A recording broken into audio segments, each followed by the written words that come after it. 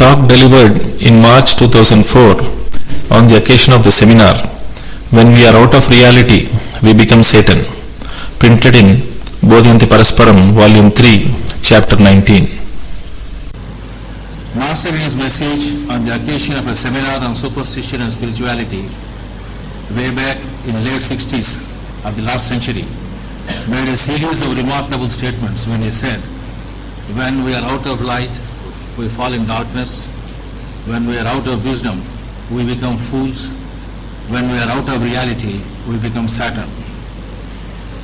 He was talking about the deterioration that happens in religions and makes another categorical statement that the religion is for the masses and spirituality is for the selected few. Differentiating between the grosser things and finer things in religion, he stated that to the subtle minds, the idea of the greatest is understood, and to the grosser minds, only the idea of grossness is evident. They connect the grosser things with the religion, and if even a lie is spoken 100 times, it becomes the truth. How religions degenerate over a period of time, and how ritualistic practices replace the spiritual disciplines is all too evident for one who seeks reality, and our master makes this simply by saying it is lie that is perpetuated with all gusto and commitment. In his inimitable style, Dr. K.C.Varadachari stated, there is a fatality that when thought tries to expand and influence many, it simply shrinks into nothingness. Quantity and quality refuse to go together. The doctrine of reason of Buddha led strangely to the doctrine of license, indifferentism and nihilism. The doctrine of an integral, dynamic consciousness, Advaita, led to a thoroughgoing staticism and hypocrisy. The doctrine of individual existence, continuous with the universal divine life, Vishishtadvaita, to a mere unworldliness, and the doctrine of Leela, creative harmony of the society, Dvaita, to a chaotic mass of superstition and social putrefaction parading as orthodoxy. Master has stated that in any religion which becomes old, things creep in and then saints come to remodulate. It is obvious that the lies have been spoken consistently and continuously, that over a period of time they have become the truth. After these statements, I would like to bring the concept of Satan, being the son of God, and also that he is the first rebel against the sovereignty of God. He was taught everything by God and is as competent in every respect as the Lord himself. The seeds of independence, individual souls, were sown for the first time by God, and the divine drama in search of wisdom, while one would choose God and not Satan, started. If a plebiscite is held now, putting up the claims of Satan and God, I wonder whether God will not lose. Aspirants who seek to know the nature of reality and are students of spiritual training have always accepted some master in the path, guide, though we cannot deny some persons try to know the nature of reality on their own. We, in the natural path of realization, adopt the practice of PAM to succeed in our enterprise. It is obvious that to realize one's nature, one must abandon that which one is not.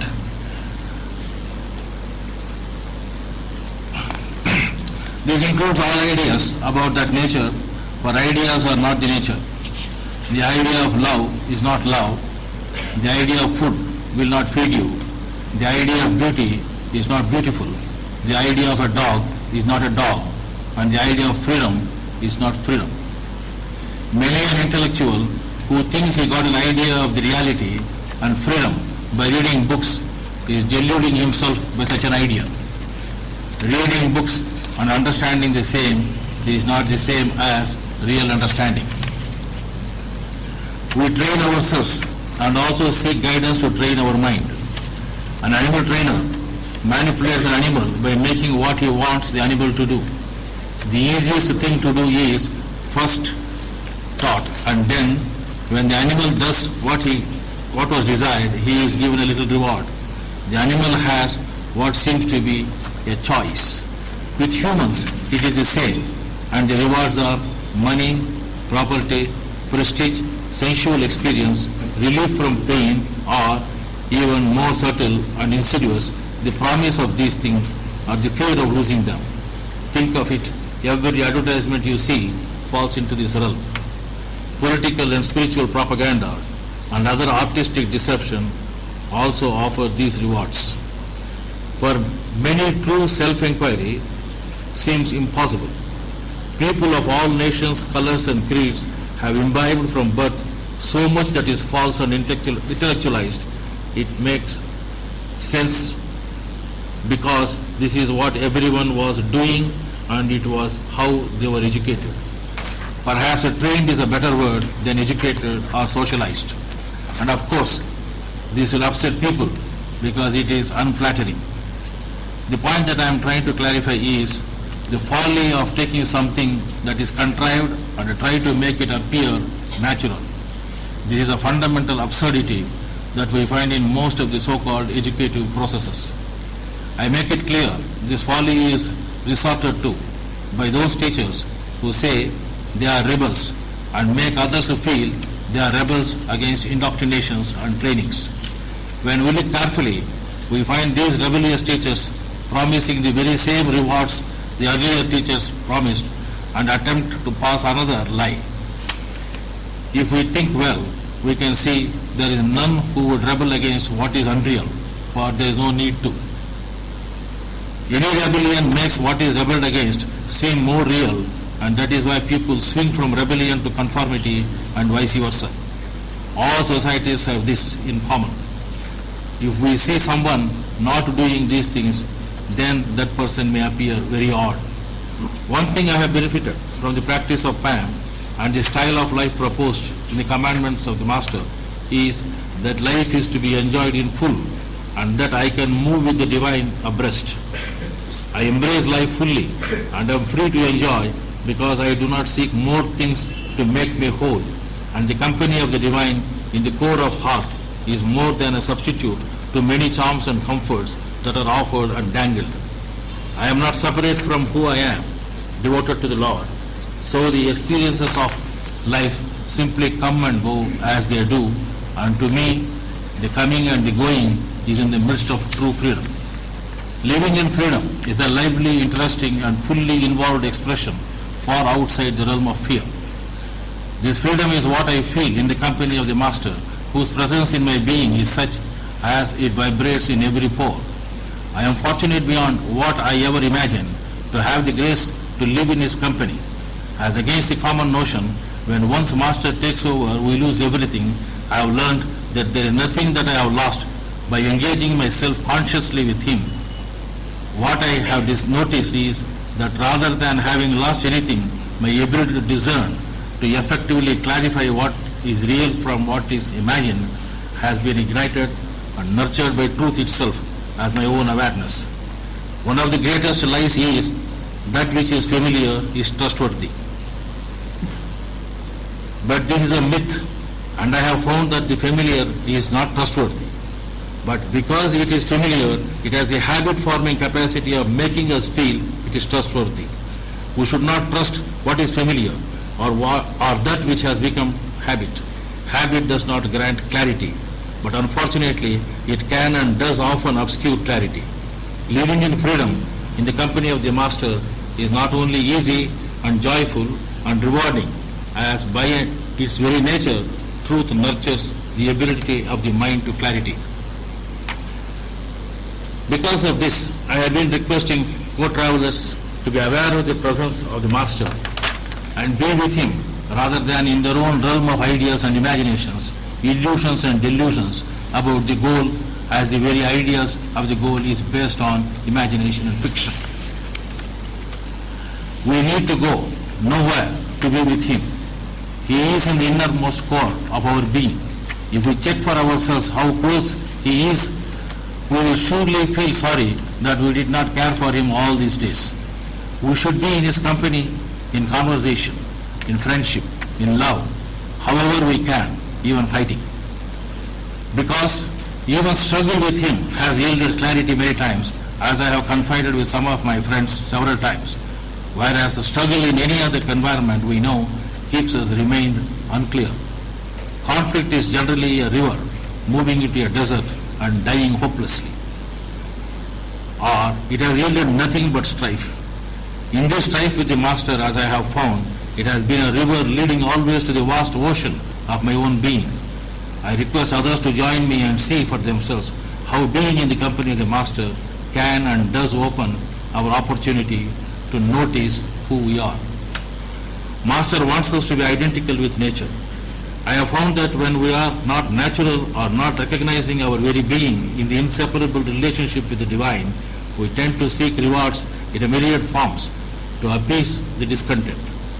This discontent is due to the sense of separation from our essential nature. There is no arbitrary reward that will quiet the anguish born of this delusion of separation.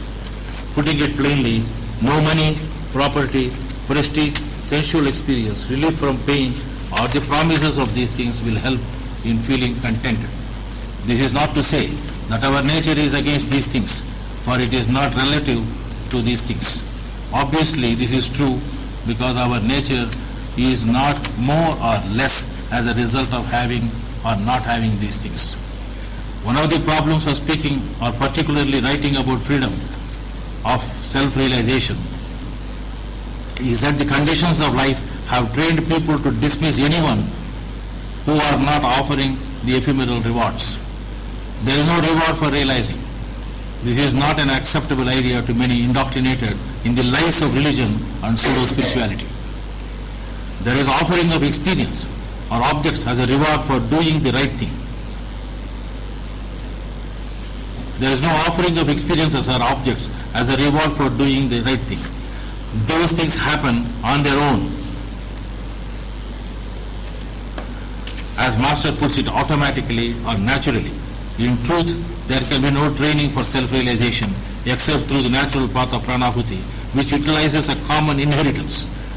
The most natural way of being is self-realization. So natural it is not a way of being, it is being itself. It is what we cannot but be. We cannot find any place or plane where being is not. Even if we try to imagine a place where being is not, that very imagination will be coming and going within the being. Being is what we cannot lose, and it is only identification with the false that obscures the realization. That is why Master invites us to be with him in silence or in meditation, and then learn the language of silence. In that silence, all experiences that take place within become clear to us, and then we need not have to be with the conscious effort of meditation. We then abide with him and always, and that is real constant remembrance. Many experiences we have during our spiritual practice reveal to us that there is more to life than just mundane day-to-day perceptions of the world and thoughts about these perceptions.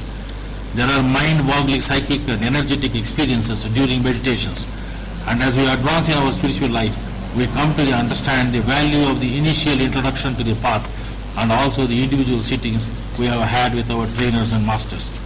For one not in the path of Pan, it is beyond his or her own habits of mind, samskaras and vasanas, to see beyond, and so most of what we experience is not anything that is possible for them.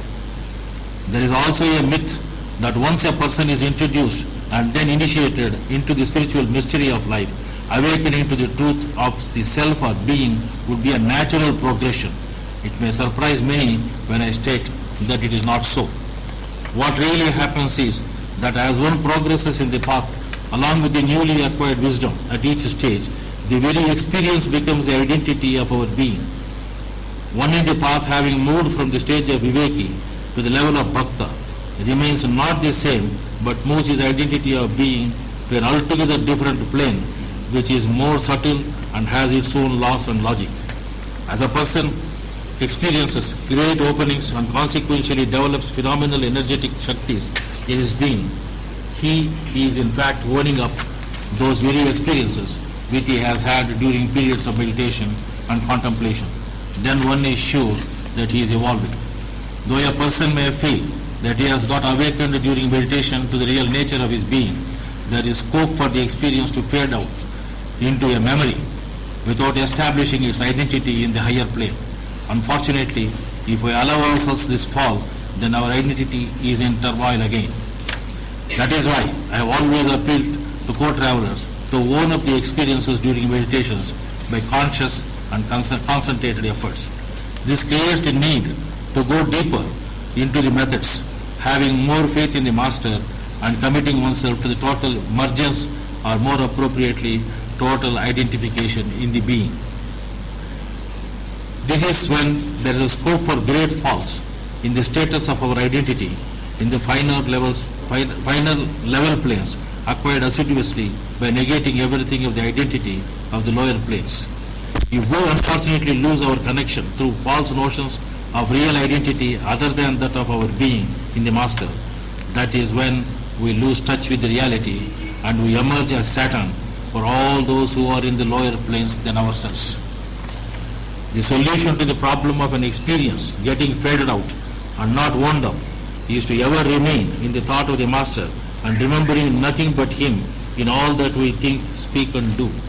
By being aware of the possibilities of the newly acquired status, though temporary to start with, and committing to live in that plane of being, the thinking, if only I could remember him and be in his thought in all thoughts, actions and things that I do constantly, I could maintain the experience. We should be able to live in that condition. If instead we start being aware of our status of identity at the level at which we live and we may forgetting him, there is a scope of Saturn emerging in us. It is the inability to live the teaching constantly and perfectly that is the problem. It has been said before and I say it now, it is almost impossible to speak of what is reality and awakening oneself to reality. It is not because realization is very complex, but it is so supremely simple that its very simplicity is obscured by the mind. This is the veil that needs to be removed, or as the master puts it, turn your head towards it and do not turn back. I have been harping always on the 9th commandment as the enlightenment in action. And many have in fact shared with me this by embracing in full the life that is guided, that is gifted to us by the divine, and are aware of the supple and joyful ease of being.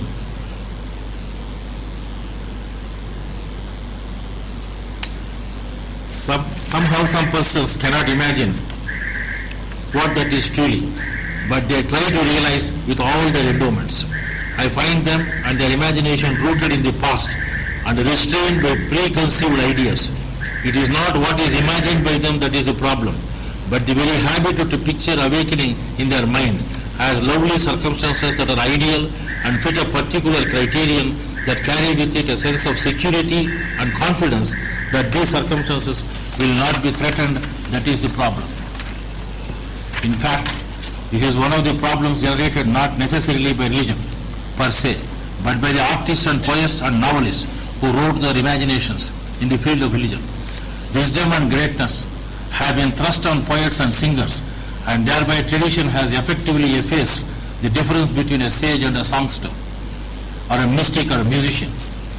Many may feel bad if I say Annamaya or Tyagaraja and many more Tamil, Hindi and Telugu, Sanskrit poets are only good religious poets, and the state of realization is miles off their reach. Saint Kabir, however esteemed he was in the mind of our master, was only stated to have had access up to the 16th circle in his diagram of stages of realization, comprising of 23 circles. I do not draw any parallels, but only state that we tend to judge wrongly because of certain ideas and notions that have arisen from falsehood and fiction. The idea of divine resource development that I have been talking several times somehow got twisted in the minds of well-meaning persons as a call to pull out from the shelves and almirahs the old and dusty copies of the beautifully yet falsely portrayed items of dance and drama of imaginary divine beings and all forms of art supposedly help the fountain of spirituality to emerge.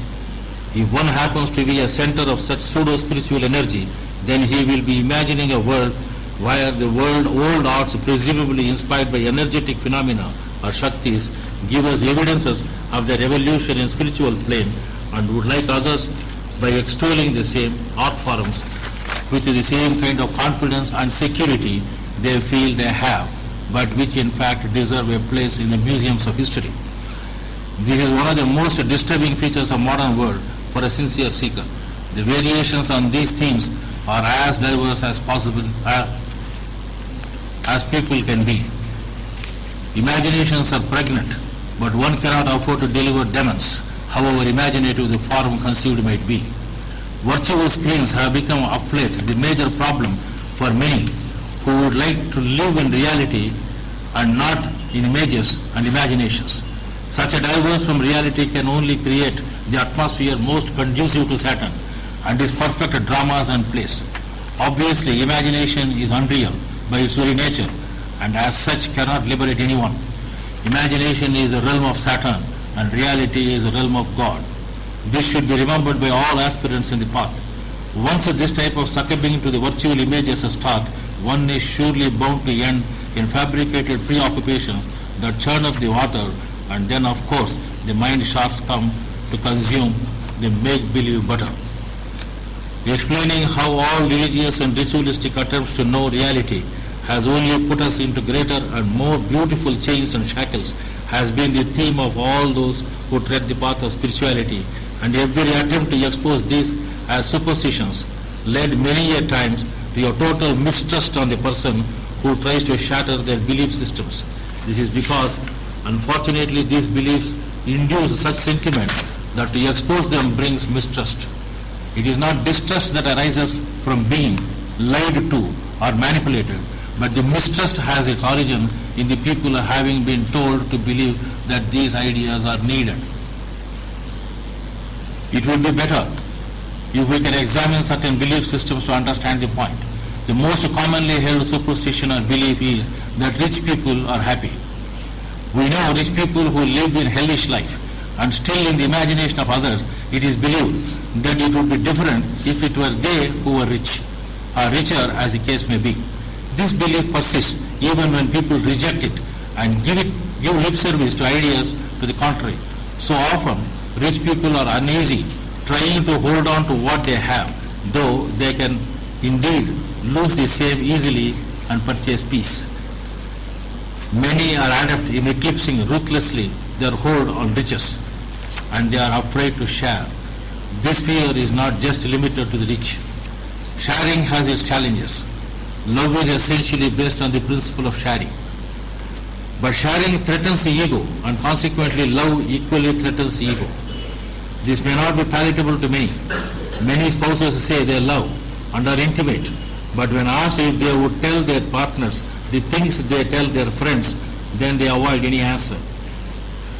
If we can tell a friend something we won't tell our spouse, then obviously the better half is really a worse half, and how true it is everyone has to think.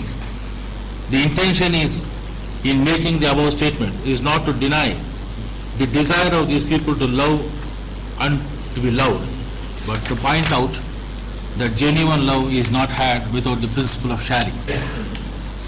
The difference between love and the ideas of love is vast. I am told that there is a stone that imitates the look of gold called pyrite. I was also informed that many a miner has been disillusioned to find that the glittering nuggets of his labor are not gold. The term fool's gold must have emerged from this experience. Imagine the elation of a miner who has been seeking and slaving to find the precious metal only to discover that he slogged for the fool's gold.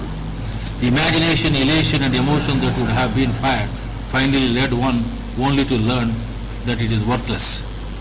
That would be painful.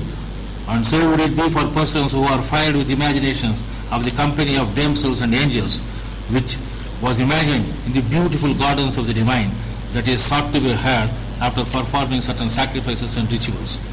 This is so with love of anything but the reality or master. Wealth has converted many desires into the stature of needs, and the number of needy persons has been a growing factor in the consumerist society that is threatening our lifestyles. It is not that our old lifestyles were more satisfactory than the emerging ones, but the fact that the emerging pattern also owes its origin to the very same superstition that we no longer have enough. That is the cause of alarm. Enough is the philosophy of our land and could easily be the philosophy of the human race. The constant striving for more and more exposes that satanical sacred discontent which is now getting globalized. A sister superstition to this belief of not having enough at any time is the belief that wealth grants security. We learn sooner or later in life that all the pleasure that wealth can buy does nothing but postpone the inevitable. They are seeking in circumstances the promise of security, but alas, that is the one thing circumstances cannot give, because the very nature of existence is change, constant change. We can examine in a similar manner the myths of beauty, prestige and power. Beauty, money, strength, etc. are not inherently bad, but they cannot do what people believe they can do. They cannot make an imaginary sense of self real. Cosmetic industry, new styles of dress, new hairstyles are born in myth, grow in myth, and like the ancient asuras, live long enough before they die. Even as proverbially competent asuras, these would also give a replicate or a duplicate before leaving the scene. Our imagined self is always threatened by reality. There are no exceptions. It is only a matter of time until the threat becomes obvious. The more sincere a person, the sooner he walks out of these myths and plays of Satan. Out of reality, one cannot escape this influence of Satan. In whatsoever fine manner one may try to. There is a superstition that the path is evenly paced. This has come about in spite of the fact the path has been shown as zigzag by the master. I am fortunate in having met our master in person and many other masters in the system and elsewhere. Meeting one who is free is a very different event entirely. My meeting with masters is similar to my walking downstairs, supposedly equally spaced apart, and taking a step expecting there to be another, only to realize there is not only a different distance to this next step, but there is no step at all, has led me many times to feel out of control. Amusingly nowadays, when I have problems with my feet, which remain in a state of eternal numbness, diabetic neuropathy, I got reminded of the steps I had with the masters. The stairs are a good metaphor for imaginary relationship models. In a way, the metaphor has two implications, because people also use relationships to try to get where they imagine themselves going. These people use other persons as a means to an end, like stairs. One who does not understand the real nature of the guide or master will surely end with a dummy or a satanical guru. This, of course, would be unfortunate. Having reached where I am, I do not accept any identity when it is offered, either positive or negative, because it is unreal. I also do not offer identity to others, as the identity is ever changing, and therefore many get perplexed sometimes with me and my behavior. Many say that it takes courage to meet me, and that is really ununderstandable to me. I am plain and straight and have no masks in the ordinary sense of the term. In other words, I live real. I used to hear the same about my revered father, Dr. K.C.V., who is almost feared as tiger. For persons accustomed to meet always others in proxy, this may be so. It is Satan who resists the real. Satan has an excellent way of making false appear as more than true, and those who smell this trick of the original jester, Satan, naturally are avoided. In the realm of the real, there is nothing as fear or lack of confidence.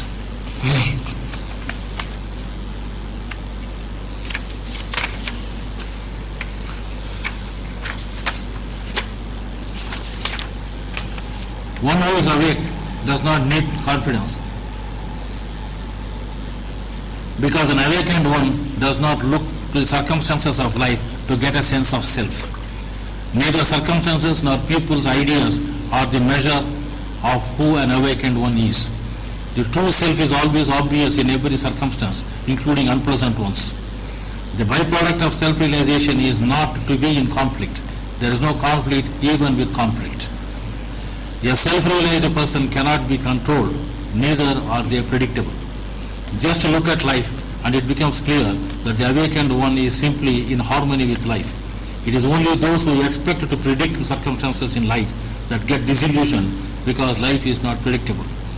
This realization is what our astrologers should have.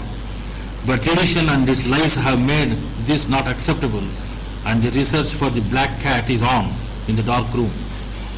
Many suffer from a spiritual superstition. People want spirituality to fulfill all their egoistic dreams and to bring security where it does not exist. It is for this reason that seeking is endless, because the ego is a sense of self that exists only in thought and can never be real, let alone secure. In one moment of no thought, the essence of meditation that is experienced by us in the path of time, the ego is gone, and with it the need to make it secure. It's a great superstition to think that one can make the ego secure and confident. Ego itself is a superstition and a closely cherished myth, and this will become clear only after one crosses the rings of egoism. Until then, the chase for security for this non-entity called ego is on. A splendid avocation that kept the imagination of millions alive for several millennia. But then, by the time one reaches that step in the ladder, one should have got accustomed to find him naked with himself. One of the most destructive consequences of ego is its identification with ideas and its basic inability or unwillingness to look directly at any reality, which is unflattering to that contrived sense of self. Life is always exposing what is unreal, but avoidance keeps the real just out of reach. This is the problem of ego. And in the modern persons, we find this as a particularly bad case of affliction of avoidance. There is a desire to maintain a confidence in that which is not only dubious but also unreal. It is no wonder that many modern schools of enlightenment, who are selling some of the innumerable forms of this confidence and enlightenment, are having many and varied categories of clients. Saturn is very busy and popular nowadays, selling superstitions of varied tastes and stages. There are too many masters and messiahs of the modern world, marketing freedom, liberation and enlightenment. Name the type of freedom we want, we have a dozen persons ready to serve us.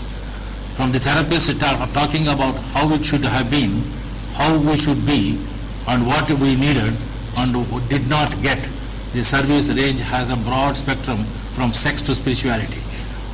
All these marketing messiahs have one appeal, namely what you would be like if the lifelong quest for more becomes more and more ingrained and individuals have moved to their last resting place, having spent their lives chasing the trivial, overrated Shaktis and popular wisdom. Now it is important to note that inducing emotion using drugs and other means is not inherently bad or good, nor will the dream promises of fulfillment be attained by these means. These things cannot be what they are not, and the idea that is held is they can be what they are not. The idea is what I understand as superstition, the Saturn, institution of the Saturn. The ideas of what these things mean is false and is far away from reality. Confidence is by its very nature relative and is based on circumstances. A person who has been successful indeed may have a sense of confidence that the one who has been losing may not. But even when it appears to be working, it is often also pretense.